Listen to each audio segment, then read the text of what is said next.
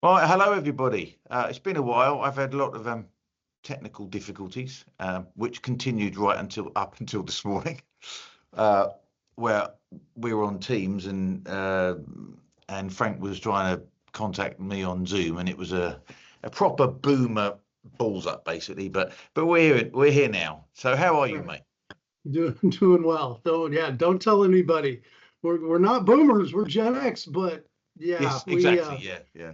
That's right. We we are. definitely had a boomer moment. Mm. Nah, I'm doing okay. I'm doing okay. Um, eh, Getting over a horrible case of the flu, not the COVID, it was the Oh, not flu. COVID. Yeah. Right, Okay. right. Hope. So what uh, happened? I I got a good one of the nurses. I thought it was kind of funny. She's like, "No, the COVID was just kind of the flu with a bow on top." Oh, And I'm really? like, that's It's all pretty coming edgy out to hear now, isn't from it? a. Yeah, I mean, Yeah. I agree, but I was shocked that a professional healthcare provider said that.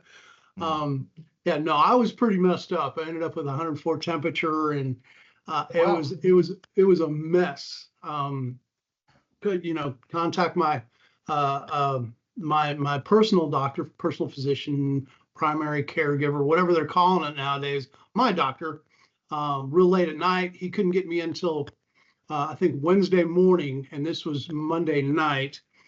All right. So I managed to get some sleep Monday night, and got up to the ER, the hospital proper, Tuesday morning, and if you have to go to an American hospital to the ER emergency room, go on a Tuesday morning because there was nobody there, and they get you right in. At least if you're running a high fever, they looked at me and Right. went, "Okay, no, you're going in now." You're, older gentleman. I don't know why he was there, but it wasn't an emergency apparently. So, or maybe he was waiting for another family member. I don't know, and it was 6 to 8 hours where they took chest X-rays and pumped me full of fluids and had me all kinds of stuff sticking out of Oh, me, and I was wow. breathing in, and it was a mess because I was not feeling well at all. Definitely showing my age. Yeah. Back in the day, it used to be where I would never get sick, but if I did, it was pretty serious. And I'm thinking I was out for 2 weeks about a year ago with it was a bronchitis or something. Anyway, so I'm just needing to take better care of myself because I'm no longer a spring chicken. Mm. Haven't been for one in a while. So and So if and you, this is kind of interesting for us because without going into any dollar amounts or anything, did you sort of have to cough up some money for that then, or? Yeah, yeah, yeah. Okay, right. Now I've been at my job for long enough, and almost all. I'm not sure if it's a legal requirement now. All of you know, every job I've had for 40 years or so, have offered insurance, and it's funny because even up till 20 years ago, you weren't required. If you wanted to take insurance, you can. And thanks to Obamacare and all this other Mm. crap that's been flying around for the last decade or two, they've required you to have insurance. Okay, right. So yeah, Which makes no sense if you're 18 years old, mm, or if you're a young buck. That's yeah. that's just more money out of your pocket because you're not getting if you're even halfway healthy, you're not getting sick. Anyway, but um, yeah, the insurance that's one of the first things they do when you go to a hospital, or if you're shopping for a personal physician, first thing you're going to do, well, what do you have insurance? Right. And Okay. Because and the thing is that that the go reason ahead. it's interesting for us is because it's with our National Health Service, which is, I think it's similar to what Canada has, for instance. But it's I mean, I don't want to knock it, but it has become a bit of a sacred cow. It's the sort of thing you're not really allowed to criticize. Right. And in some respects it is very good. When my Right. father had his first heart attack, I mean, it's a sort of, they they piled resources onto that, helicopters and all sorts of things, and I didn't have to Right. remortgage my house or anything like that, to Good. have them taken care of. So, it is something worth shouting about, and it is worth defending. But there's an awful lot of when the shit really hits the fan, it really is first class. Yeah. But it's everything else about it. There's massive amounts of waste. It's just unbelievably inefficient in so many other ways. Really, but if you get ill, you got to wait a long time too. Yeah. I mean, I haven't experienced that because touch wood, I haven't been ill enough to need anything. But with lots of things and people, from things that I've heard from other people, there the waiting times are enormous. I mean, there was that internet meme, wasn't there, with the American doctor, and he goes in for an ingrown toenail, and it's like, oh, that will be $64,000, and there's a British doctor, and he goes, yeah, that'll be 64 months before you get an appointment. And then there's a Canadian doctor, and it goes, oh, have you considered suicide? Right. So these things are but the thing about the what we call the accident emergency, which I suppose is the same as the ER to you, where you turn up at a hospital, if something, you had an accident or something, and wherever long you wait, it could be ages, could be multiple hours, 6, 7, 8 hours, could be. Yeah. But you don't have to pay anything. That's the thing about it. It's what they call free at the point of use. Right. And there's a lot of misinformation flying around about, to coin such a term, about, because the NHS is such a sacred cow. It reminds me a lot of the way y'all look at NHS. Yeah. It reminds me a lot of how we view our policemen. It's kind of a, it's a sacred thing, but with a lot of negatives along with it, Yeah. There's a lot of abuse and a lot of bad things that go along with it. So I'm noting a parallel there. Yes, I guess. Yeah, I suppose. And of course, whenever anybody talks about any kind of reform, just reform, we've got to make it a bit better. There are howls of protest, particularly from the left. Oh, they're trying to turn it into an American insurance style system. They're trying to flog it to the American healthcare companies. And, and I'm sort of sure there's some truth in that sometimes. But, it's one of those things that it cannot be criticised, because it's supposedly the envy of the world, which, of course, it really isn't, Right, but it's right. But, it does have some good things. Like I say, when the shit really does hit the fan, it is first class, but it's just everything else, really. So when you went to the ER, you were hit with a big bill, I suppose. I was hit with a large bill. Yes. Yeah. No, no need. It wasn't so big as I needed to put another mortgage on the house or anything like that. Yeah. But yeah, it was a substantial amount of money that we make in payments. We love to extend our payments, which probably accrues interest at the same time. So they make their money one way or another. It seems to me, and this is I'm just a blue collar, I'm a driver. I don't know much of anything, but it seems to me the biggest difference between y'all's system and ours is either you pay them now or you pay them later. In other words, y'all are paying through taxes though, right? Yeah, so really exactly, it's not free. It isn't free. No, it isn't free. So nothing. There's no such thing as a free lunch, is what they say. So it's either they're going to take it out of your paycheck through taxes, or they're going to pay through. You're going to pay through it through my paychecks. I'm paying directly to the insurance company. So right, yeah. And the funny thing is, if you didn't know this already, is that health insurance was never required. The employee was never required, or the citizen really was never required to have health insurance up until 15, 20 years ago, I guess, is right. Right around when President Obama was in office, when that big push. And I remember even back then, it was kind of like, well, hold on, what if you're 20 years old and halfway healthy? You're going to end up having, because at the time I started picking up a health insurance because of, I'd get sick on occasion, and it just made more sense, and I could afford it because I was making good enough money. What about these guys, having to work 2 or 3 part-time jobs to make ends meet. And then they're going to have a huge chunk taken out for this insurance that they're required to have, even though they don't use it. I was the one that, if you need it, get it. If you don't need it, you shouldn't be forced to have it. Yeah, I don't think you should be forced to have it, but I suppose there is. I suppose anyone can have an accident, though, can't they? I suppose. Right. Well, true. And of course they play it up with, well, the more people paying into the pool, the cheaper it is, Well, yeah, if the government were to keep its greedy little mitts off of it, because it never happens that way, does it? Right. No, once again, it looks great on paper, and then the government gets a hold of it and goes, yeah, no, we're going to do it this way, so. And it's 4 times as much, yeah. It is. Yeah, so because I suppose there's a difference in philosophy here, because and what you were saying about young people being healthy maybe don't need it, and then I'm saying when anybody can have an accident. So both of those things are valid, but I suppose what I'm thinking of is when front seat belts in cars were first introduced. They were, it was a safety thing. Oh, it's brilliant. It's got to be safety and all that. And of course, it was great for car drivers. It was tremendous for car drivers because the accident statistics went off a cliff like that. Right. But for pedestrians, cyclists, and motorcyclists, it went like that.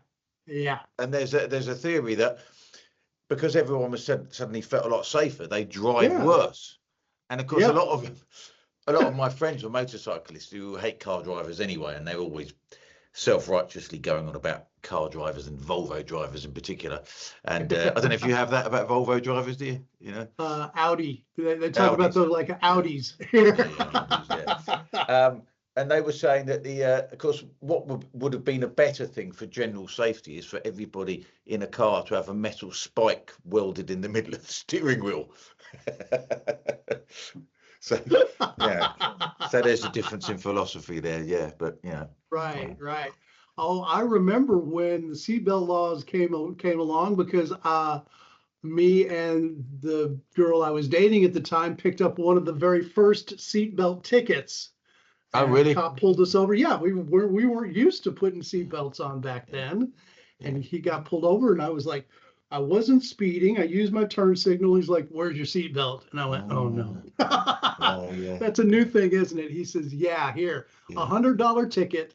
Really? We ended up, $100 each, but we signed up for some class that we had to attend to with maybe 20 other people, where we watched these horrendous films of accidents and people going through windows and stuff, and that knocked the bill down to half or something like that. Oh, really? Okay, yeah. And it was a nightmare of a film.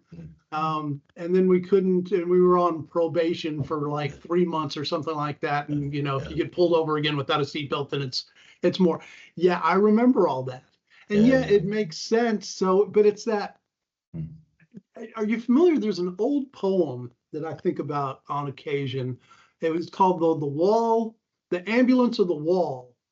And the moral of the story is whether or not, and I think it's a young boy, whether, and I think it had to do with this is probably back in the don't do drugs phase, the dare, just say no, Reagan era is when this poem came out. Whether or not you make the drugs illegal and you put a wall up, right?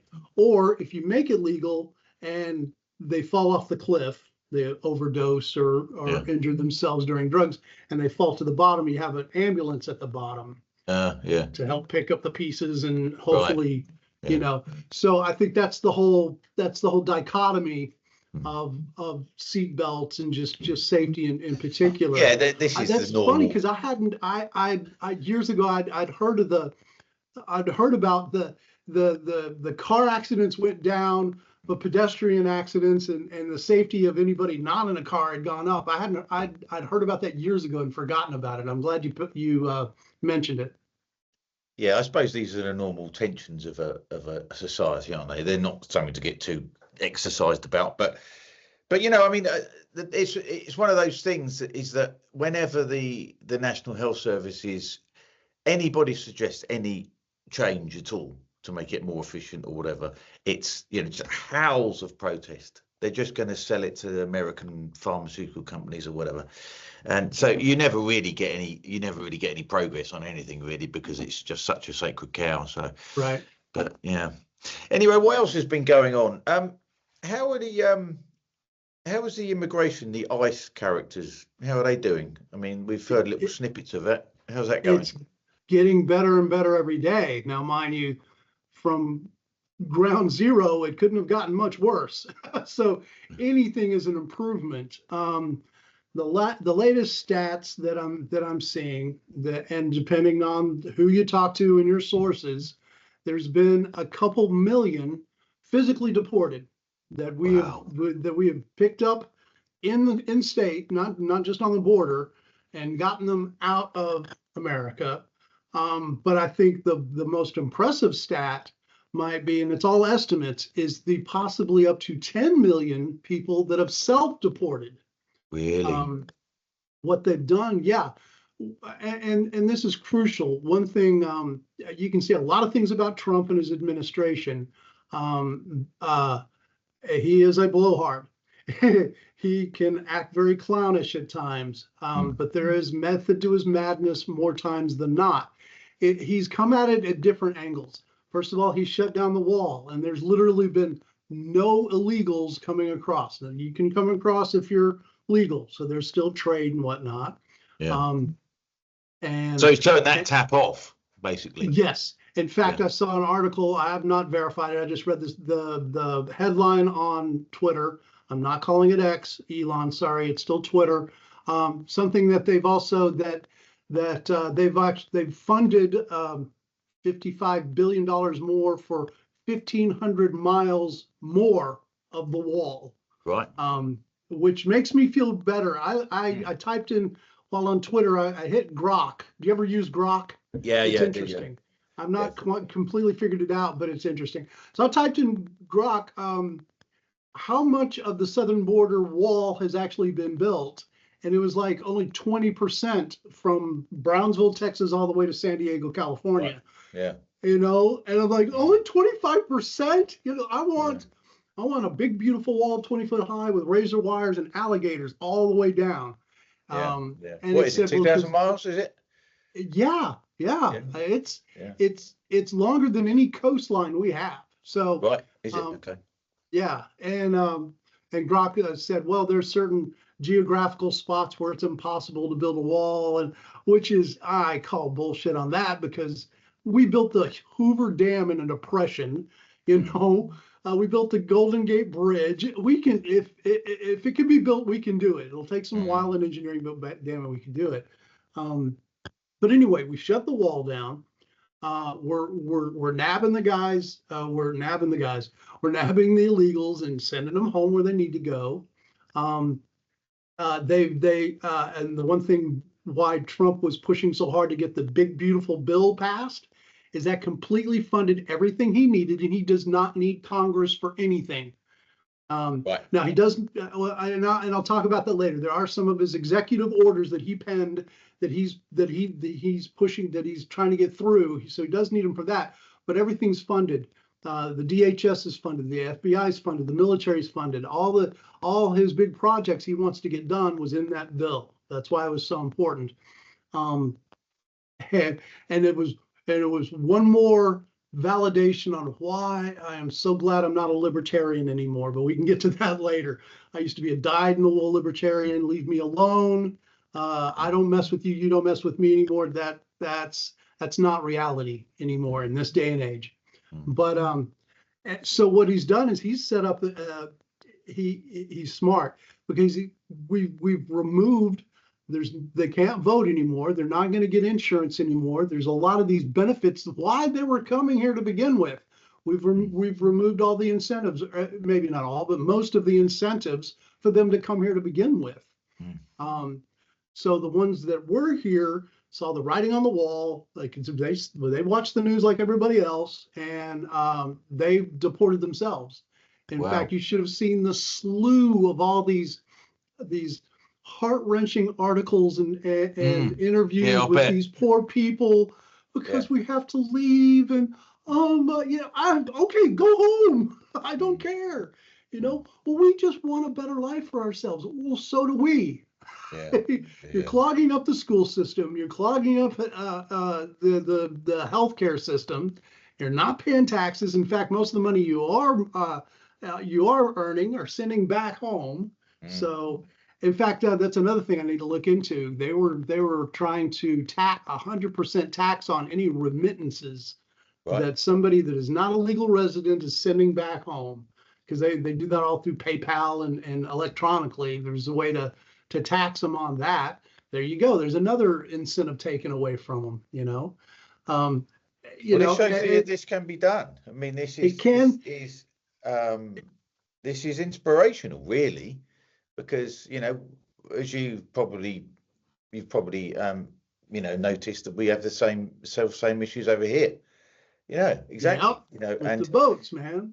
And I mean, as serious as the boats are, they're nowhere near as serious as legal migration. See, I don't know about the split between legal and illegal migration, because isn't that thing in America, the H-1B visas or something? Is it? Yeah, which is don't get me started on that. It sounds stuff, like man. It's very similar to what we have here. I think it was 2023. We had net migration, which accounts for all the people leaving as well. Net positive migration, if you can call it positive, of I'm not quite. It was approaching 1 million people, in a relatively small country like ours. Although we've got fairly high population for such a small country, but the thing is, it was also the thing that is not often talked about is the quality of the people coming in versus the quality of the people leaving. And I'm not making an ethnic or a racial point here. All I'm saying is that the people who leave are usually fairly wealthy people who know how to live in a civilized society, and they're going to America, they're going to France, they're going to Australia, they're going to wherever, Right. And what we're getting is penniless Somalians, who come from a bloody war zone, who won't go outside of their house without a 2-foot blade, because this is what because why would you? Because you didn't do it in Mogadishu. You wouldn't go outside your house without a 2-foot blade, but you come here, because all the other people you're fighting with have also got a 2-foot blade as well, So, and as we are a famously unarmed society, we're just at the mercy of these people, So, so I mean, I feel, obviously, I feel, somewhat jealous of what's happening in America, but it is inspirational. And Nigel Farage, who you know about, has he's toughened up a lot on the immigration debate, because the Overton window has moved. Good. It has moved an awful long way in a year, and remigration, forced migration, these are real talking points now, and over a year ago nobody would say anything like that. It was like just a few fringe fanatics on the internet, but now it's becoming quite mainstream. Of course, the shit libs are doing their bloody nut, obviously, and they're doubling down on anybody who complains about this is racist. But we've had this for 30 years, and people are now sick of it, and they're not shutting up because somebody calls them a racist. I was going to ask what the prevailing attitude on that is, because all I know is what I see online, and even locally, my neighbors and the guys I work with and just everyday people I see and talk to, being called a racist or a misogynist, whatever ist or phobe there is, has no weight whatsoever. It means nothing anymore. They've bled that dry, haven't they? They've bled it dry, so it doesn't. Thank God. There's only a few, some of the older boomers And they're, I'm sorry that and I have many family members that are staunch boomers. I love them to death, but they're the only ones that are still throwing those terms around and are afraid of it, you know. But it carries no weight. It means nothing anymore. So They basically is that they've bled the word dry of its meaning, haven't they? yeah, You know, yeah, so it doesn't mean anything now. It just yeah. means I don't like you. Right. You know? And it really wasn't part of this leftist ideology anyway. It was just one of their tools in their toolbox to club you over the head with. They could care less about it. It's like, okay, well, this doesn't work anymore. Let's grab a different one. Yeah. So at least we've disarmed them from that one weapon that they have. I'm glad to say. Yeah. Well, I mean, that is progress. It really is progress. It is. So the illegal immigration is still 1,000 people a day on the boats. That's the illegal, still coming in, still, you know, undocumented, still put up in hotels, whatever it is. So that is continuing apace. There's no sign of that slowing down at the moment. Then there is the legal immigration, which is even more serious because something like, I mean, I don't want to exaggerate it, but something like only a third of the visas that are handed out are actually handed out for work. Like the remainder are students who come here and then they do their education in God knows what, and then they never go home.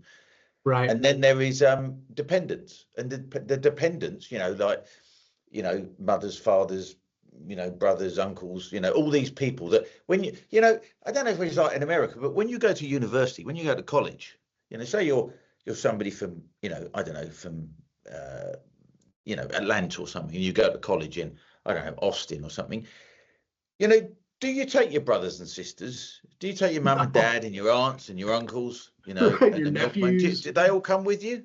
Because No. that's what happens here, you know, and people who come to university, you know, in Britain, suddenly they need their entire extended family to come as well. And that's what they do.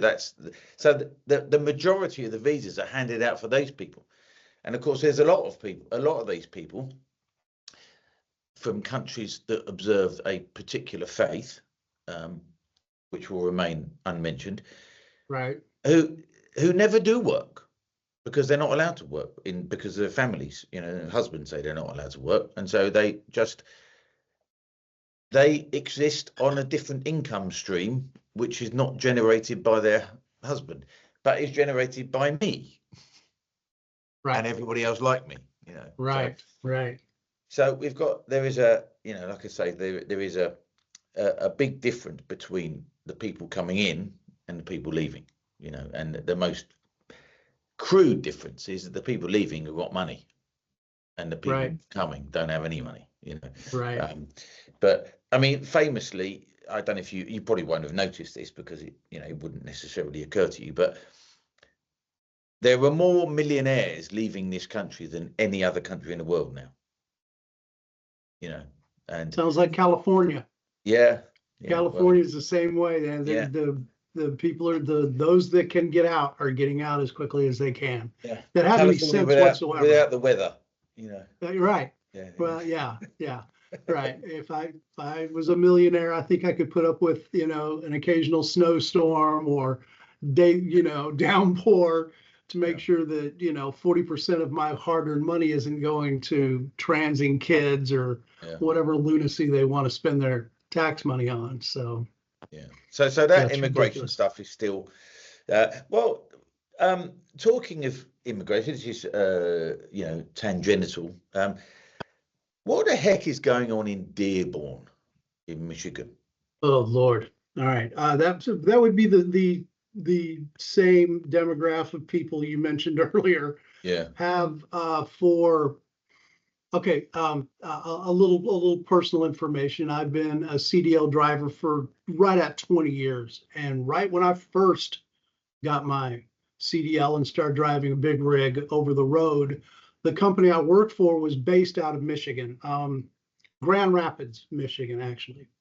And even back then, I'd noticed truck stops. And now, mind you, I drove mainly north of the Mason-Dixon line and east of the Mississippi, so it was a lot of like Connecticut to Ohio. On occasion, I did have a handful of runs all the way to California. Anyway, but having to come back to headquarters on occasion too, and we had hubs elsewhere. But I remember up in Michigan, it was already the demographics were starting to shift already, and it was odd going into truck stops or convenience stores or grocery stores and seeing people, the women in the hijabs, and it was otherworldly.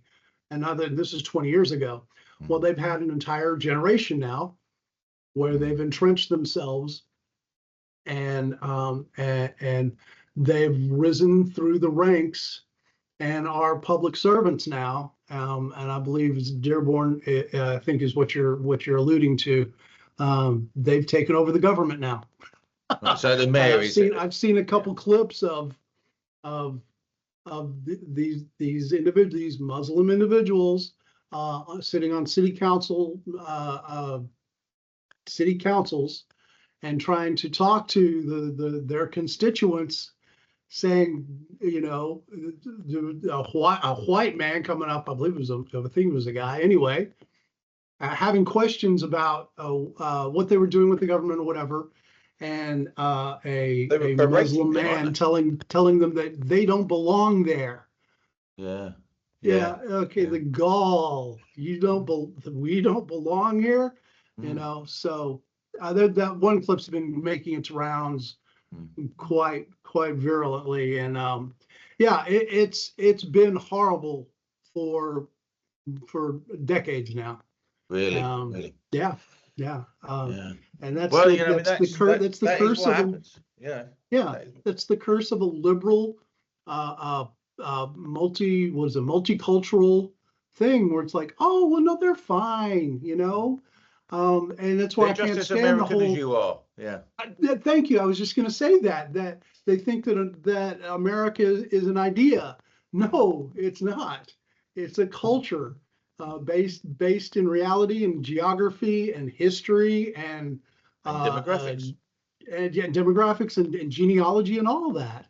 That's American. You don't just come here and become an American. Now you can assimilate. And I'm glad you keep mentioning legal migration, which I really think is more insidious, is more dangerous than illegal. Illegal, we got them dead to rights, legally speaking, and we can kick them out. But when they're legally coming in by the droves and not assimilating whatsoever and taking over city councils and building, did you see the large Hindu temple they're building in Texas? I didn't see that, no. My beloved homeland of Texas. It's it's a huge community way out in the sticks where they think nobody will notice. They've erected a large elephant statue. Is it Shiva with the multiple arms or something? So. Yeah. It's this massive. Forgive me if it's Buddhist or Hindu or something, not Christian, community in the middle of Texas, in the heartland of Texas, that. And they wonder why America is skewing right now, and it needs to, or we're not going to have a country. Well, actually, technically, if you really want to get down to brass tacks, we've not been a country for quite some time, and we want our country back. That's all there is to it. We want our culture back. We want, our kids safe and our women safe, and we want our culture and our country back, and that's all there is to it. So we're shifting to the right like we need to. We really I have noticed online there's been quite a what you might call maybe I suppose you call it I don't want to overstate it, but kind of a bit of an anti-Indian backlash because of all the visas and stuff. And there's been some really quite spiteful messages on both sides, but I mean, Americans are more justified in being spiteful, but the reason I noticed it was because although we have a lot of Indians in this country, the Indians compared to, for instance, Pakistanis, the Indians have really been no trouble. Okay. Not really. Yeah. In a city called Leicester a year or two ago, there was some serious disturbances between the Muslims and the Hindus, the Indians and the Pakistanis. Okay. But generally speaking, the Indians have been no problem, just like the Chinese people have been no problem, But it does seem as if, and it isn't just Muslims and it isn't just Pakistanis, but it does seem to be Pakistani Muslims from a particular part of Pakistan. Right. From I've the heard that. northern rural areas, and, Yeah. very, very, well, what can you say? Backward, really, backward Barbaric. places. Yeah. Yeah.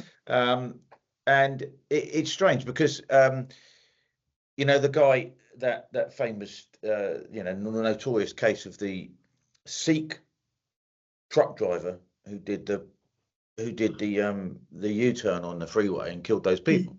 Yeah. And then there's that sort of footage of him looking like this was no big deal. Yeah. Like 3 people got killed. It's like Didn't bat an eye. Like, I just murdered an entire family. I know. It's just it's really strange because that's not really our experience of Indians. Not Right. that they're perfect, but they're not really any trouble. Right.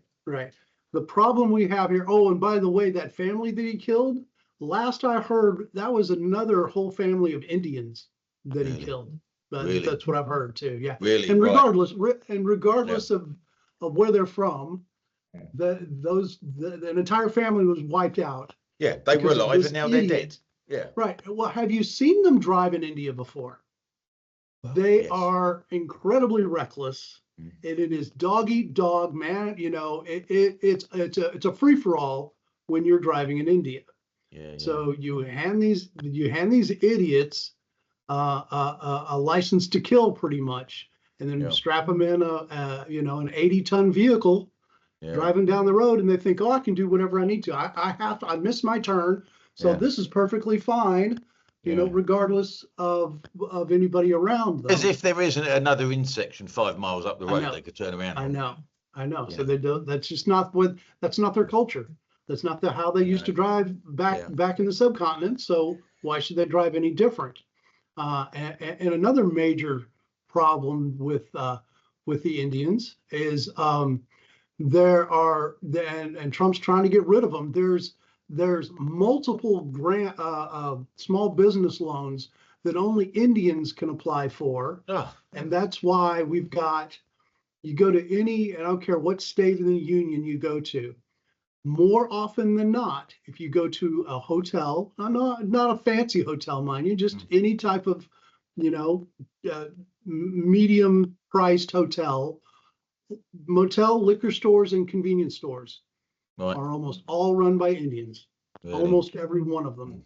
And what they do is once they get that business, then they hand it down to their family member, and it's generation upon generations that business stays in their family, which is their right. But that's where they get that's how they start their own little cartels.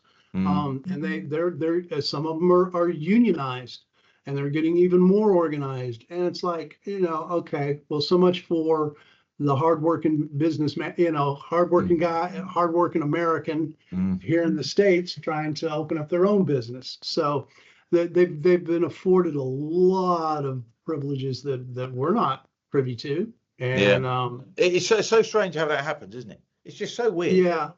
Oh, and I could go on and about stats of going to the bathroom in public and stuff like that from their culture that they're bringing over to. I don't want to get too gross, but it's 2 different worlds, 2 different cultures.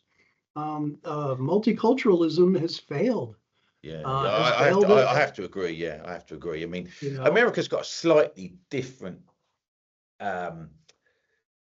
life story on this because of the slavery and stuff. So that it's like, I mean, black Americans, it was never their fault. They were transported to America and they were born in America. So, and they grew up in America.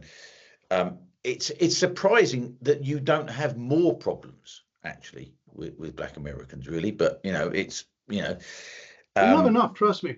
Yeah, I'm sure you do. Don't give us I'm any sure more. you do. But the thing is that we have quite a lot of that as well. This whole thing about slavery and stuff, we had slavery as well, but we were the only ones that actually stopped it, or we were the first ones to stop it. Right. And there was no historical precedent to that. I know. And we get given no credit for that whatsoever. Right. In fact, by the way, it was the Christian Englishmen. Exactly. Men and women that did that rarely ever talked about. That it was a Christian thing that got the ball rolling to get it stopped. Well, it's the same thing. It's the same thing as people get mad about when the Spanish went down to Central and South America. They're colonizers and they destroyed the Aztec culture and all that. Well, no, they stopped human sacrifices. Yes. And they stopped all kinds of, and they brought the wheel to a lot of places, and they brought a lot of advances. But no, they want to talk about they want to talk about smallpox blankets, which has never been proven. I love talking about that, but it's never been proven that we were handing out smallpox blankets. And fire water. We got all the native Indians hooked on whiskey, and it's the big myth of the noble savage. I'm sorry, the Native Americans here, they've been slaughtering each other way before the Vikings got here, or Columbus, or the Puritans on the Mayflower got here. They've been murdering each other for a lot longer. We brought some advancement, and this is not stolen land. This is conquered land, which is what's been happening for thousands of years. Yeah. I don't care if it's in China. I don't care if it's in Asia or Europe or the New World. That's what happens. People go and you conquer other people and get over it. I'm sorry, America's home to 340 million people or something, but before Europeans turned up, it was, what would it have been? Maybe 500,000 people over the whole continent. If that, something like that. Yeah. So 500,000 people got pushed out. To make room for 340 million. It's.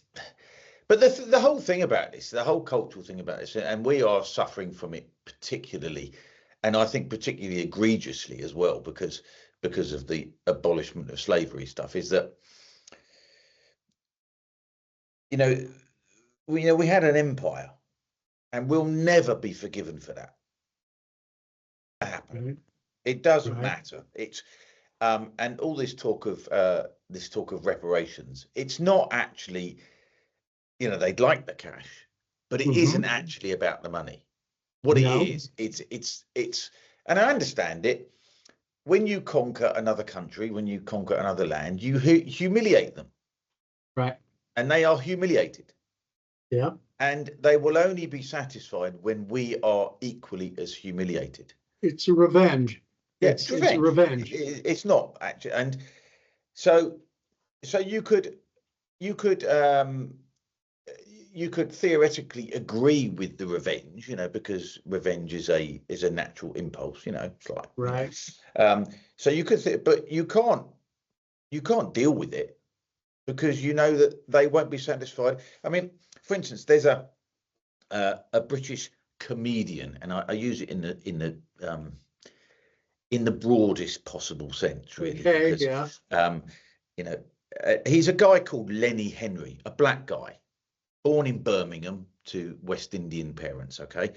Now he was one of the first prominent black comedians and celebrities.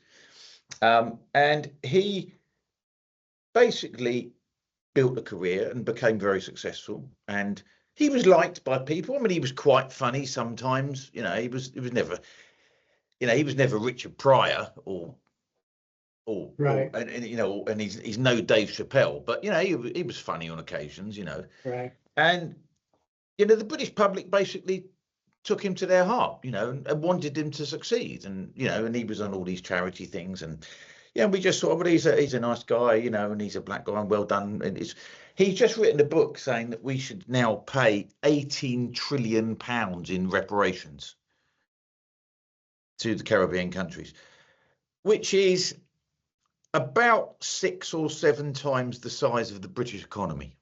Right. Right. So, Oh, so he's being perfectly reasonable, in other words. yeah, you know, I mean, it's, you know, this is quite obvious because if we were to pay that, this country would be a wasteland. There would be nothing left. We'd have to sell every single thing we had. Yeah. And only then would they be satisfied, you know. And okay, well, that begs the question. Obviously, he knows that too. yeah, Any dolt with two brain cells in his head knows that. So why do you think he wants to go out of his way to write a book about it and put out that idea? well, I think part of it is I think part of it is just self-interest. Part of it is just publicity. You know, he wants to sell this book. I think his mind was scrambled slightly by Black Lives Matter. You know how people's brains are scrambled by Donald Trump. You know, Trump derangement syndrome. Yeah, and that's, you know, and there were quite sensible people who just went. They just went a bit doolally after that. Yeah, you know, and they're completely deranged. A good example of is the Formula One racing driver Lewis Hamilton. You know, okay, he's a mixed race guy, and he became world champion, and he was British, and we were quite proud of him. Okay. And then when Black Lives Matter came along, he just absolutely just went full on talking about historical injustices and you know, and we should all be paid for it. At the same time, of course, driving for Mercedes-Benz, who have some form in this, you know. You know, and he just became, and he started growing his hair into all these stupid hairstyles, and you know, and really bigging up his ethnicity. You know, I mean, I don't know what his mother thought of that, because his mother was white. So this is the thing that always gets me about these people who identify hard. You know, he's identifying with his black side, but you know, so his mother, whose society he is continually insulting all the time, we're not going to talk about that. You know? I mean, I don't know what the family dynamic is, but you know, but yeah, he was just an example of someone. Yeah, it was a black guy, mixed race guy, and now he's Formula One racing driver, and we're all very proud of him. And then he just turns around and stabs us in the back like that, just like Lenny Henry, this character of Lenny Henry. Right. You know, and you know, and the thing about this is that what you were saying about multiculturalism. And that is an example of it having failed. Taking Lenny Henry as an example, you know, born in Birmingham to West Indian parents, you know, grew up, you know, I'm sure he in the 70s and 80s he would have experienced some racism, whatever, but our society has enabled him to become a multi-millionaire. Yeah. And you'd think that that would be the perfect example of assimilation. Right. Not only has he been in this society, but he's thrived to such an extent he's right at the top. And you'd think that somebody like that would think, well, yeah, I had a bit of racism when I was young, and it wasn't very pleasant, and you know, and I wouldn't like that to happen again. But overall, these people have done all right by me. Right. But it's none of that. It's fuck that. You know, these are all racist arseholes, and they owe me 18 trillion quid. Right. You know? And it's just so fucking tedious. It is. And it goes back, President Obama, right? Yeah. He had a chance to actually heal race relations in America. Yeah. No. We can't do that. We're going to go the exact opposite way and stoke the flames instead. Yeah. You know, and he played upon the sympathies, and it goes by. I heard a term the other day that's very befitting: weaponized empathy. Yeah. It took advantage of all these bleeding hearts out there. Oh, well, I'm a good person. I voted for a black man, you know. Okay, well, what are his policies? And see, you and I are damn near the same age, so I know. I remember when it was the whole goal was to be colorblind, and that's how I was raised. Yeah. You know, it's like, okay, well, that's racist too, as well, isn't it? Yeah. Yeah, right. Well, see, you know, back to where I could care less if, you know, if you're brown, yellow, whatever. If you're clubbing me over the head with a baseball bat, that's a bad thing. And if you're not, that's a good thing. Regardless of, you know, and it goes back to the whole content of your character, not the color of your skin thing. Yeah. Obama could have done that. No. He wanted to fundamentally, and I still remember that clip, he fundamentally changed America. And he did. He did. He kept pushing that progressivism / communism, really. But you see, fundamentally, there was nothing wrong with America. Fundamentally, every country has their issues, but it wasn't near as bad. What I mean by that is that fundamentally, you know, there are all the details. There are always downsides. Something. But fundamentally, America was the richest and most powerful society in the world.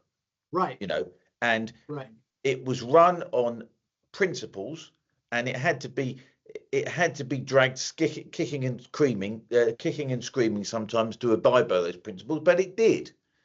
Right. You know, and so fundamentally there was nothing wrong with America. Nope. And when they fundamentally changed it, what they're actually saying, we're going to take everything that is worthwhile about this society and we're going to fuck it up, tear it down. Yeah. And put in place things that are fundamentally communist, fundamentally wrong, basically. You know? Your typical progressive doesn't know how to build. They're not builders. They're not creators. They destroy. Yeah. They tear down and replace with something else that they're not going to. They just know that if you tear this institution down, something else is going to fill the vacuum. They don't care what. All they know is the churches need to go down, the universities need to go down, you know, and they have so many tools in their toolbox, whether it's critical race theory, whether it's climate change or whatever, that many things to tear these institutions down. And when and that's what kills me about the right in America. So to pan back a little bit, it really, I've become starkly aware this last year, especially, ever since the Nuremberg trials, it's pretty much been illegal to be right wing at all. Yeah. It's been since Nuremberg, boom. Look at Germany. Poor Germany used to be a powerhouse. And this is no sympathies towards any mustache men at all. Don't get me wrong on this. I'm not doing that. But their economy used to be amazing. Their culture was amazing. But the denazification of that country back in the 40s and 50s have left it a shell of itself. And they've taken that, so to speak, and it's kind of spread everywhere else now to where we have to deracinate and tear down and atomize everything to a point to where you can't have law and order.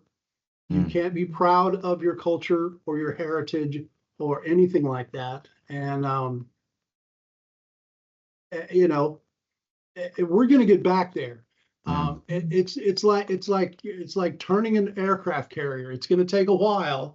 But Trump slowly but surely is doing that. And I'm hoping sorry, I'm making this all about me. To me, what Trump's doing sounds... I admit it, ugly American. I'm going to make it all about me and my country. But I'm hoping that Vance gets elected for the next term, and maybe we'll get Barron in there.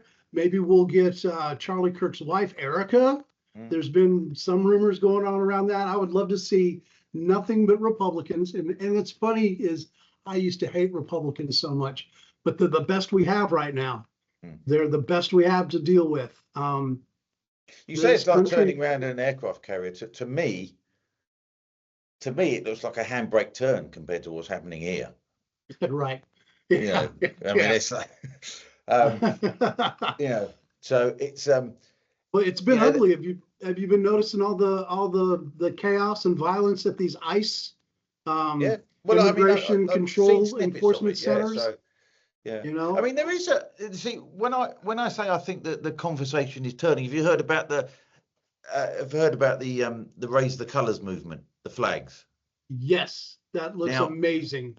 Yeah. You couple that with your Blade Runners. Well, of course, I like that.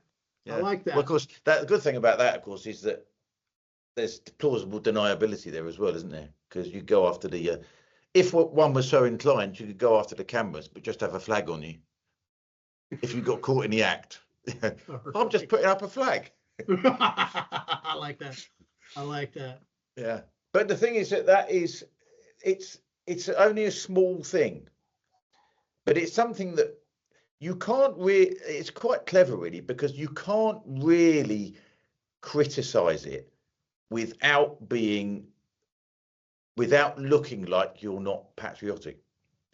And this is something that the left are having real trouble with at the moment because they want to criticize it, but of course it's difficult to criticize it because they say, well, what do you mean you're not proud of your country? Yeah, and the flag has been reclaimed, particularly the English flag rather than the British flag. I know this shows you my complete ignorance of European history and all that. I had to look up. I'm like, well, that's not a Union Jack that they're putting up. What is that? Yeah, well, that's the England so I had to do some. Yeah. I'd forgotten that each all the actual countries have their own flag. Exactly. That's cool. I love that. So there's been a big rash of England flags, British flags as well, but it's also spread to Wales. It's spread to Scotland. Good. It's spread to Ireland. Now this is quite something, and even in Northern Ireland, where you would never see the Irish tricolour flying with the Union Jack. You would never see that, and you're seeing that now. But it's also spread to Germany, I saw. So it's only a small thing, but it is significant. It's small, but it's significant, and it's not even clever. It's just obvious. Why shouldn't you put the flag up to your own country? And they started saying, well, it's divisive. Oh, really? What, you mean it's divisive between people who are proud of their country and people who aren't? Right. So which are you? Yeah. Which are you? Right. And then what kind of American are you? Yeah. It goes back to that. Yeah. Yeah. And there is also something else there as well, because what was I going to say? I was going to say something really profound, and I've completely forgotten what it was.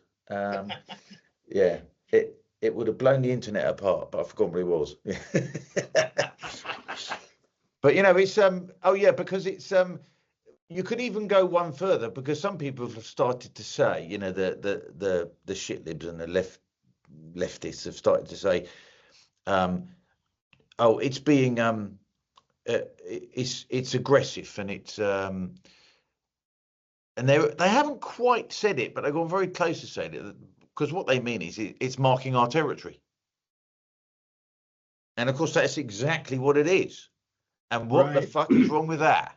Exactly. Seeing any church that gets built, any church I've seen, at least in America, any church that gets torn down, there's a mosque that goes right up in its place. Yeah. They're marking their territory. Exactly. It's exactly what they're doing. Anytime you see, and I'm glad that Trump did this. Trump put a executive order out. No more pride flags at federal buildings anymore, because that's marking their territory. Yeah, absolutely. Yeah, flags are important. It's a small thing. In fact, I saw something on Twitter that was really neat. I hadn't thought about this, and maybe it was Matt Walsh of the Daily Wire. Yeah, he said that now, mind you, his stance on Palestine. I don't want to get off on the whole Israel-Palestine thing, which is a morass to begin with. Yeah, yeah. But he Let's says, just wade into that, shall we? oh yeah, yeah, that light for a little light banter. No, he said that countries have flags. Mm. So if you're really not a country, so in other words, it's not a pride flag, it's a pride banner. We Yeah. need to quit calling it a pride flag. There's no country Yeah. of pride, Yeah. you know? And of course, and it might have not been Matt Walsh, but whoever, I wish I could remember and give proper credit, but they also equated it to the Palestinian flag. You know, the Palestine is not a country, so it's a Palestinian banner and whatever. I could care less. I'm so tired of the Middle East. You know, and truthfully speaking, I would just as soon go completely xenophobic and screw everybody else. If you want to buy our products, come and buy our bombs and planes, fine, but just leave me alone. We need to take care of our own borders right now. So, but banners and flags, I like that. So I'm trying to make it a point never to call it a pride flag anymore. Yeah, that's a good point. Yeah, that's quite a nice distinction, I suppose. Yeah. Yeah, I mean, it's funny that this is talking of as we've entered the arena of the Middle East. We might as well just carry on regardless now. But it's one of the things that I find is frustrating about the whole Middle East, and because I don't have a dog in this fight either. You know, I couldn't give a shit about Israel, and I care even less about Palestine. You know, I just, you know, it's nothing to do with me. You know, but there are people who insist that it is still to do with me, and one of the things that is most frustrating about Britain, about being British, is the way our foreign policy is conducted. Now, American foreign policy is a bit more straightforward. We're very big and powerful, and we've got lots of weapons, and we've got a dozen aircraft carriers, and that is was it Woodrow Wilson said, talk softly but carry a big stick? Was it him? Roosevelt was one of the Roosevelts. Oh, said that. Teddy Roosevelt, wasn't it? Ted, yeah. or yeah. And of course that's absolutely ideal. And of course, you know, we were the military top power 150 years ago, but we're not now. Right. And because of the reality of that now, our foreign service, which I think equates to the State Department in America, right, they have pursued this delusion called soft power. Now, soft power basically means, well, we've got a high profile, and we've got the BBC, and we've got Blackadder, and we've got the Premier League football, and we've got Oxford and Cambridge, and we've got a load of things like this. And if we just get everyone around the table, then we can make friends, we can make people like us, and all the rest of it. And of course, it is an utter delusion. It's a complete and utter delusion. Do you remember I told you about the Chagos Islands last time? Yeah. I think we spoke. Yeah. And the reason they gave up the Chagos Islands, and we're paying them to give it up, which is the world upside down again, was because in the International Court of Justice we were voted down 161 to 10 or something, that we had to give it up. And of course, the people that supported this were the Americans, the Australians, and maybe the Israelis, a few other people. But nearly everybody, and nearly every other country, for instance, supposedly within our sphere of influence, the Commonwealth, nearly all of them voted that we had to give it up as well. So all these people that we supposedly think are friends of ours are really nothing of the kind. Yeah. But the Foreign Service still clings to this idea that if we're nice to foreign countries, they'll be nice to us. Now, a perfect example of how well that has gone was, like, a couple of weeks ago, Keir Starmer recognised the state of Palestine. I heard about that. Yeah. Yeah. Now, you'd think that whatever you think of that, whether you think it's a positive thing or a negative thing, nevertheless, it did come with some political cost for him, because because there's a lot of Jewish people who might vote for the Labour Party or whatever, but there's a lot more Muslims that will vote for the Labour Party as well. So it's not that much of cost, but internationally it has cost, because the Americans wouldn't have liked that he'd done that. Donald Trump wouldn't have liked that he'd done that. So there is cost. So the cost was that you piss off the Americans slightly, and you really piss off the Israelis, but that means loads and loads of third world countries will recognize that and think, well, the British have done a very good thing and all the rest of it. And you might even think that it might engender some goodwill from the Palestinians. Right. But do you know what happened on the day that they recognized Palestine? No. What the Palestine administration, whatever it is, government, whatever it is called. Right. Their response was, "That's great. Now you owe us $2 trillion £2 trillion in reparations." Perfectly reasonable. Yeah. Because so that's how good soft power goes. That's how effective it is. Right. Right. And so, like I was saying earlier, the thing about we'll never be forgiven for the empire. It doesn't matter what happens. Right. And yet we still continue to try to placate and appease and try to make friends with all these countries that hate us.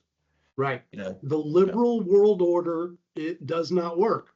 Yeah. The liberal world, the day of the era of debating and let's just come to the table and talk it out, gone. Yeah. And that all left when Charlie Kirk caught a bullet in his neck. Yeah. At least here. I can only talk about what's here. When Charlie Kirk got assassinated, that was it. That was it. That was their one chance, because he was the only guy out there, or not the only guy. He was the only prominent, with a large platform, very charismatic guy. And I was never a huge Charlie Kirk fan. I'm not gonna fool it. I'm not gonna lie to anybody and say that that I followed his every word, but I knew who he was, respected what he did. I couldn't have done that, and he was still a little liberal in my opinion, but he was quite courageous, wasn't he? In that he would do incredibly courageous to go into the lion's den time after time after time for 10, 20 years. And that's the funny thing is all these idiot leftists say, well, he was a transphobe, racist, and all this.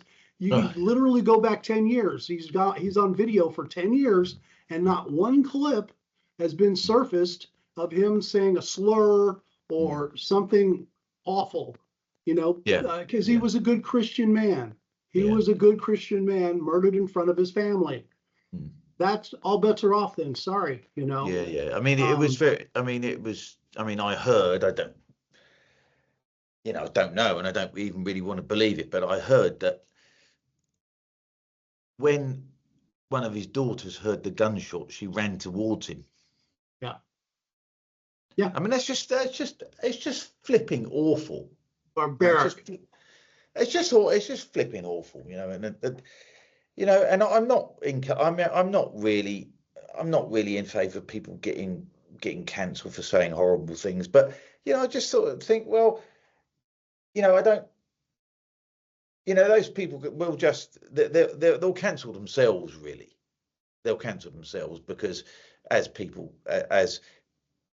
as time goes on, what will remain was there'll be him, Charlie Kirk, in his element, talking to people that he disagreed with and changing minds and all the rest of it. And people will remember that, and that will be kind of his legacy. Yeah. And the people who celebrated his death, that'll be their legacy, and they'll have to live with that. So it's funny that, because the what you were saying about him being a transphobe and a racist, and I haven't looked, and I'm pretty confident that he wasn't. If I was never a massive big fan of Charlie Kirk either. I thought it was all biblical. It's all my impression was that he was slightly pious, which but I don't know. But it's right. Well, he walked the walk. He didn't just talk the talk either. And if somebody has a problem with the Bible, that's on them. And trust me, I'm a Christian, but by no means I'm not a very disciplined Christian. I'll be the first to admit it. But all he did was he spoke the truth out of the Bible. And if you didn't believe, if you didn't agree with them, then that's on you, is the way I looked at it. So, but it's amazing how these things can get twisted. Somebody's life, his opinions were well known because he used to talk about them, and there's like for thousands of hours of video of him telling you what his opinions were. And yet people will still say he was a racist and a transphobe, even though he never said that. Right. Well, this is back when being called a racist had some weight. And people just automatically, oh, well, he said he's a racist, so he must be a racist. And that wasn't his audience anyway. Yet he would still, time after time go on tours to all these universities and, like I said, go into the snake den of progressivism and just talk. So, I mean that's pretty courageous to do that, really, because and this is something that I think has been severely lacking in a lot of people, particularly on the right, is a kind of moral courage, because I mean we now realise that, of course, that Charlie Kirk was facing serious danger. We know that now, obviously, but at the time it was just, we didn't really think of it as, it was just, people would throw a few eggs at him and call him racist and stuff like that, But in fact, somebody fucking killed him, didn't they? So, and it's also, and the way that a person's whole life story can be contorted by the media. A perfect example in this country is Tommy Robinson. Because I used to hate Tommy Robinson as well. I used to think he was a racist fuck. And then one day I thought, well, has he actually said anything racist? And I started looking. And I looked and I couldn't find anything, and yet there are still people out there, still the majority of people think he's a racist fuck, but it's not true, because he's like Charlie Kirk. He's got thousands and thousands and thousands of documented video evidence of him not actually ever saying anything racist. Right. Call him what you call him. He's many things, but stupid he's not. Because he knows when the cameras are rolling. I don't blame him at all, man. He's known for years he's had to keep his nose clean, or however you want to put it. Because somebody's going to come up with that little clip, take it out of context, and then he's going back to jail. Poor guy. And he's another example, like Charlie Kirk, of somebody with enormous moral courage.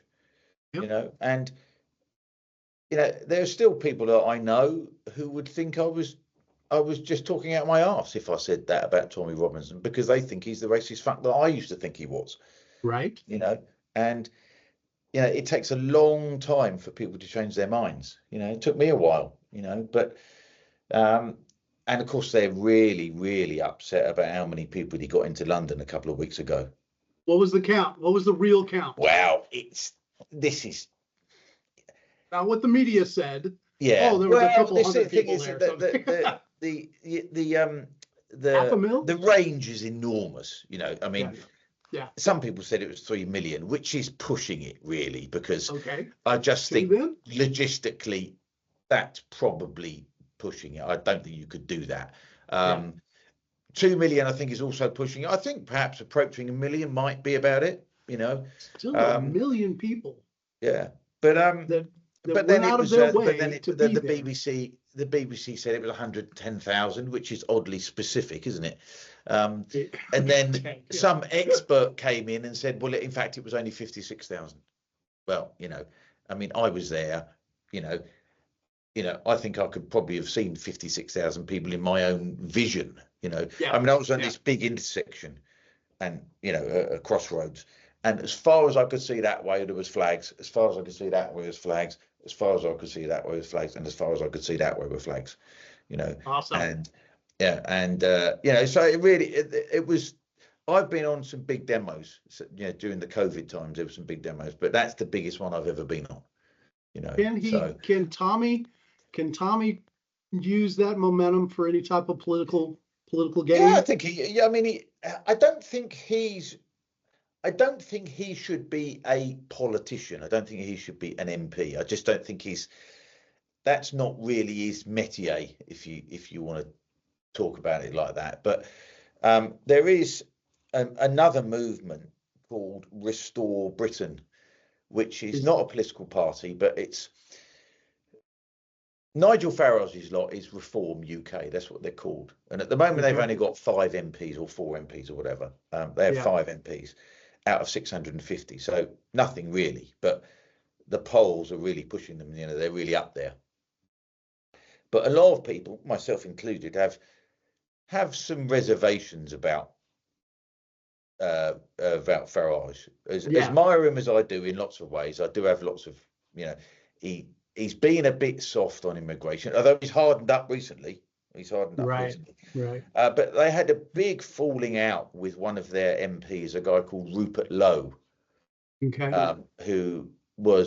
a sort of businessman farmer. He was owned a football club, and he's what you need. He's what you need. As he says, shut the borders. We're going after the grooming gangs, because he started his own grooming gang inquiry because the government were dragging their feet. Yeah, they weren't doing anything. So he raised £600,000, and he's got them all. He's got a lot of the victims down to Parliament and stuff like that. So he's really doing what the government ought to be doing, and they're not doing it. And of course, Rupert Lowe, of course, has definitely arrived now, because he was being on national television being accused of being a racist. So obviously he's right. Yeah, so he's a badge of honor nowadays. Yeah, but he had a big falling out with Reform, and so he's now an independent MP, so he's not with them.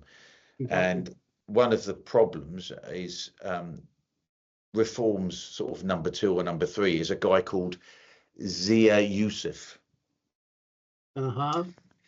Now, that might be significant, you know. But having said that, to give the man his due, there's not a single thing that he said that I've disagreed with, you know. And he's saying all the right things. It might just be he might be deflecting, and of course a lot of people are suspicious because he's a Muslim and he's in Reform UK and everything. And people think that's why Farage is kind of soft on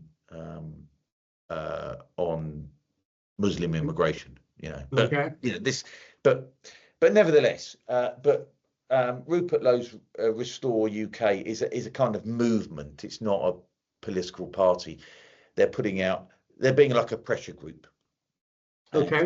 And so one of the things that they have done, they built on more of the extreme right-wing parties to give them their due. Parties like Britain First and Homeland, who would be decried as being these racist deplorables, you know. But they have shoved the Overton window, and they shoved it, and Rupert Lowe pushed it further. So to the extent that the idea of mass deportations is not a fringe view anymore. You know, it's mainstream. Fantastic. Yeah, so that is something. Yeah, so when I say things are moving, you know, I think we've hit, you know, along with the, you know, the Raise the Colours movement, the flags and stuff like that. There is a sea change in stuff, and Tommy's rally that was so enormous. So I'm more optimistic than I've been for a long time, and I'm not naturally an optimistic person. So good. You know, well, let me ask you this. I was listening to a podcast. I listen to so many of them now. I can't even remember which one. What's the prevailing attitude with the women folk there? Because they say it's going to get to the point where, and mind you, I can only talk about America. A lot of the insanity, leftist, progressive stuff is being pushed by women, and but it's going to get to the point. It's going to get so bad when the women say, "All right, men, just fix it. I don't care how you do it. Just fix it." It will get to that point. Yeah, it will, and it's been a long time coming, and there is a sea change even with women actually, and there's quite a number of really high profile accounts online on X and stuff, Sorry, I don't like calling it Twitter. I much prefer X, so we'll have to disagree on that. Yeah. Okay, all right. But there was quite a famous, well, not famous, but there was a photograph of the you know, in the House of Parliament they sit on those benches. You know, Yeah.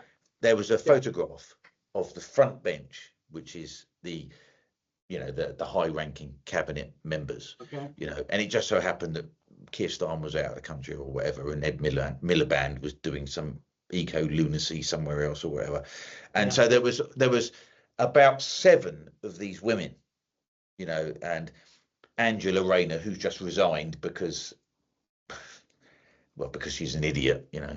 I mean, if you're interested, you could go into it, but it's, you know, but she's resigned because she's a you know, a very, very low class moron, basically. There's Rachel Reeves, who's fucking up the economy on her own. There's Bridget Phillipson, who's the education secretary, who's as much of a, they've all got these completely sexless bob haircuts as well. They're all of a certain type. They're all of this. And there's Yvette Cooper, who's got this head, who's had this short haircut. She's been plaguing us for 30 years in Parliament with a ridiculous opinion. So there's all those. So there's, I know what you mean about these white liberal middle class women, you know, and they're fucking everything up. Yeah. But there is a counter.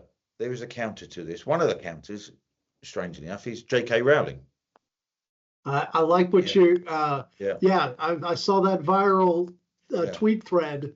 That she put out about Miss Watson. Yeah, exactly. I mean, it was well deserved, wasn't it? I mean, she's very ungrateful, Miss Watson. Yeah. You know. Yeah. So there's her. She's one of the most high profile, but there's quite a lot of popular accounts that, you know, I'm seeing online now, and there's a thing called what's her name? Welcome back to Batshit Britain. Katie Hopkins. Yeah. I love her. Yeah, I love her to death. Well, she's almost like a Tommy Robinson character in a way, in that she was vilified by all the right people for ages, you know. Yeah. And she was always a bit of a gobshite, and she still is, you know. Yeah. But she is kind of what you need, you know. So, you know, and then there's a thing called the Women's Safety Initiative.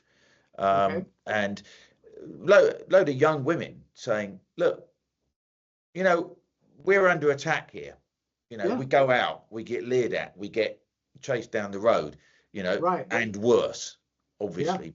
But you know, just people in the everyday, you just go out and there's a load of Ethiopians hanging around on the street corner, you know, trying to chat them up and not doing it in a respectful way, you know. I mean, there was always this thing, you probably got it in America as well, you know, on building sites, you know, in the summertime, blokes with their shirts off, hello darling. And you know, and of course catcalling. Catcalling was the worst thing imaginable.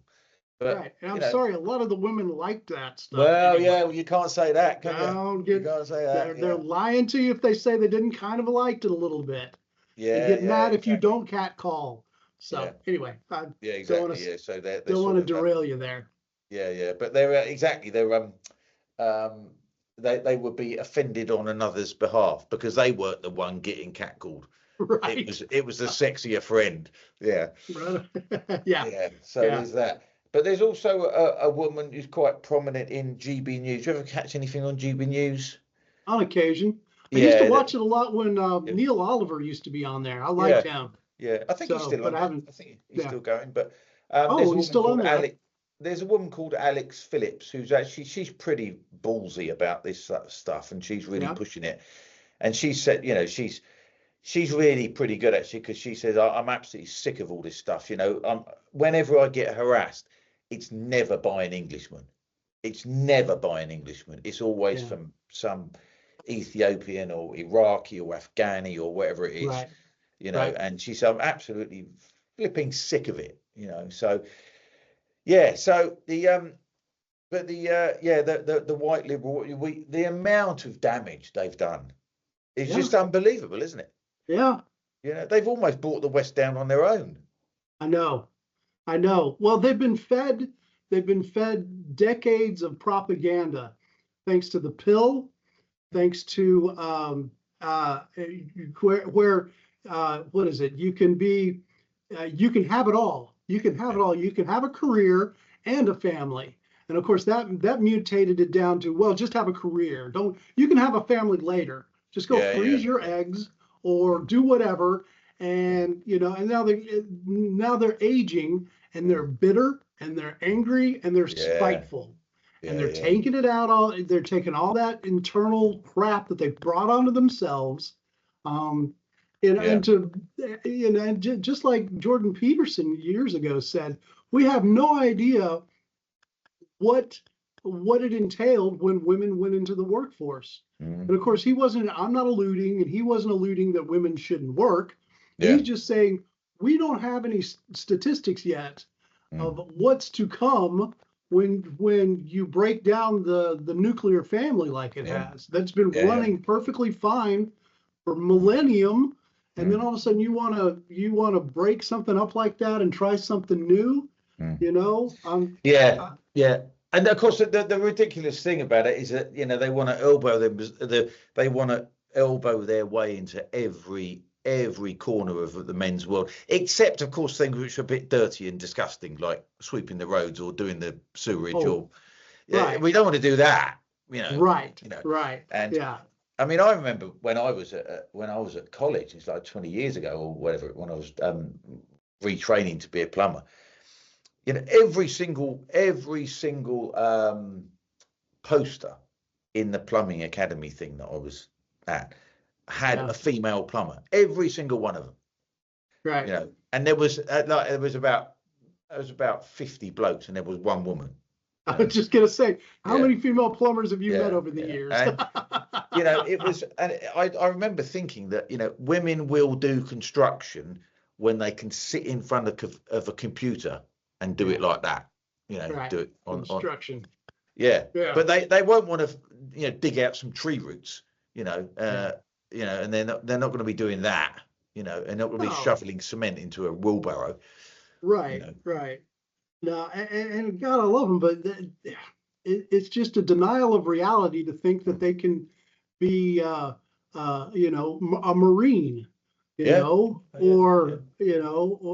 anything like that. One thing I will give credit for Trump and his administration is they've gotten in the military. Yeah, I heard about this. They're back to the standards that if you cannot, here's our standards right here, and if you can't pass it, regardless if you're a woman or a man or something in between, if you can't do X amount of push-ups or whatever the standard is, you can't join the forces, or you can't be a soldier, a sailor, whatever. It does raise the question as well. And this is quite pertinent to what's happened recently over here. Is should women be in frontline roles? No. Should they? Military-wise, no. Because there was, a year and a half ago, there was a famous case of in Manchester Airport, there was a couple of Pakistanis, and they went, and the way they did it, of course, is that there was footage of this Pakistani on the floor, and a policeman stamping on his head. And it was like, oh, isn't this terrible? Look at these institutional racist police officers. But of course, then sometime after, and of course, then there was the Islamic lawyers getting in, demanding that these policemen be, tried and suspended and all the rest of it. And then more footage emerged, and it just turned out that these two Pakistani blokes were beating the shit out of these coppers in this airport. But the thing about this is, and they were doing very well in beating them up, actually, and you would think, well, what are these coppers doing? But the policemen were firearms officers. Now, everybody all policemen in America carry guns, don't they? But here it's rare. And if you get a firearms officer, they are, because there's so few of them, they are very, very highly trained. Yeah. And I'm not somebody who praises the police at all, really. But one of the things they do is they're taught not to let go of their weapon. Yeah. That's what they do, because, or for obvious reasons. So when they're getting pummeled, they're holding on to the weapon, so they can only do this, and Okay. and they're getting beaten up. And of course, when they finally overpowered them, when with some, and there was a couple of female police officers there as well. When they finally overpowered them, he did stamp on his head because he'd just been trying to beat up a firearms officer. Yeah. And so that bit of footage came out a week or so later, and then everyone sort of, oh, okay, so maybe it wasn't that awful. And then it turned out there was more footage come out that one of these Pakistanis had punched this policewoman in the face. He punched her straight in the face. Okay. I know what you're talking about now. Yeah. Yeah. And she was just that screenshot alone. Yeah. Yeah. And she was just she was sort of, hysterical. Yeah. Hysterical because she'd just been punched in the face. I mean, it's not surprising she was hysterical, but should she be put into that position? No. My feeling is she shouldn't, No. And in a broader sense, I think everybody needs to know what it feels like to be punched in the face. I'm sorry. Yeah. If we could just go back to that. I remember good old high school and getting into scraps left and right. That's half the problems we have out here now is people just need to be punched in the face on occasion and know what it feels like. And they might understand their limitations a little bit better. Exactly. Yeah. But no, I mean, don't get me started about women in leadership roles. Because it's not just the military, not just the police. There's a lot of things that they are biologically and mentally better for than men, and men are better than women. So I think what you're saying, actually, I think the key point you were making is that women are gonna the ones that are concerned about this are gonna stand up and say, look, right, you blokes need to sort this out. Get up, stand up, man up, and sort this shit out because this is really serious now. And what with the grooming gangs and all that sort of stuff, that thing is coming quite soon. So I hope so. I hope so, because in America we're still having to deal with the transing of the kids and putting the kids on 15 different kinds of medications before they're even out of middle school. And we've got our own demons to fight here too, to where, and like I said, it blows me away. And I'll put this to bed because I don't want to go on a huge sexist rant too much. At least it's always the childless middle-aged white woman. Anyway, and I'll leave it right there because you know exactly where I'm going with that. Because there's on that bombshell. I suppose we probably that's a good moment to wrap it up. I suppose, but so we covered quite a lot of stuff there, really, mate. So it was nice chatting to you. Really good. Really good. Yeah, we've done what we've done. Cool. Look at that. We've done over 2 hours, so we probably also. What do you got? Any more plans today? Going to church. Okay. Thank you, Charlie Kirk. Oh well. The wife and I are back to church now. Right. Like I said, I'm not a very disciplined Christian, but I am. But I need to start walking the walk myself. Well, how's that for a legacy? Yeah. Oh yeah. No. And talking to the pastor at our church and a few people, attendance has gone way up. Coast to coast, attendances have gone up thanks to his horrible murder. Talk about that is a good thing to end on. And it's so overdue. It really is, man. We got to get back to the basics. I think. Take care let us know how it goes. I will. We'll do. Yeah. Okay. Yes. Yeah. Okay, fella. All right. It was lovely to speak to you. Good to talk to you. We'll speak again next time. Yes, definitely. Right, man. Take care, y'all. All right. Cheers. Bye. See ya.